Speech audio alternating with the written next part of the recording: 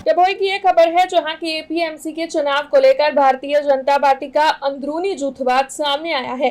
दरअसल एक सार्वजनिक मंच पर से भारतीय जनता पार्टी के डभोई के विधायक शैलेश मेहता की ओर से काफी विवादित बयान दिया गया है। उन्होंने मंच पर से बयान देते हुए कहा है कि हमारे ही कुछ लोग पीछे से विपक्ष की मदद कर रहे हैं और ऐसे सभी लोगों के नाम हमारे पास आ गए हैं। वैसे आपको बता दें कि डभोई एपीएमसी के चुनाव 10 नवंबर को आयोजित होने वाले हैं। तब आपको बता दें कि इस मंच पर से बयान देते हुए विधायक शैलेश मेहता ने ये भी कहा है कि जो लोग अपने आप को अलग समझकर गद्दारी कर रहे हैं पार्टी के साथ, उन्हें चैलेंज है कि एक सीट भी वो जीत कर दिखा दे। तब इस मामले में मंच पर से बयान देते हुए डभोई के विधायक शैलेश मेहता ने ऐसा क्या कहा है जिसने इस वक्त राजनीतिक माहौल गरमा दिया है, आइए आपको सुनाते हैं।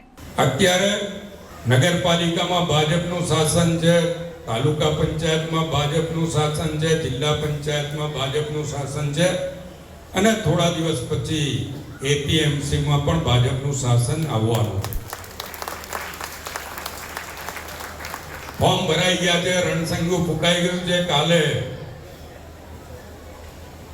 ફોર્મ પાછા ખેંચવાની છેલ્લી તારીખ છે અને આવતીકાલે 6 સીટો તો આપણી બિનહરીફ જાહેર થવાની। શરૂઆતથી અત્યાર સુધી એપીએમસીમાં એક પણ સભ્ય ભાજપનો અત્યાર સુધી આવ્યો નથી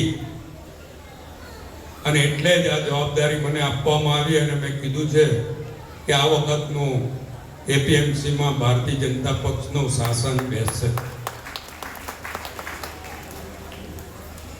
જે કોઈ લોકો સામે ફોર્મ ભર્યા છે આપણે સૌ જાણીએ છીએ કે આપણા કેટલાક લોકો એને પાછળથી મદદરૂપ થયા।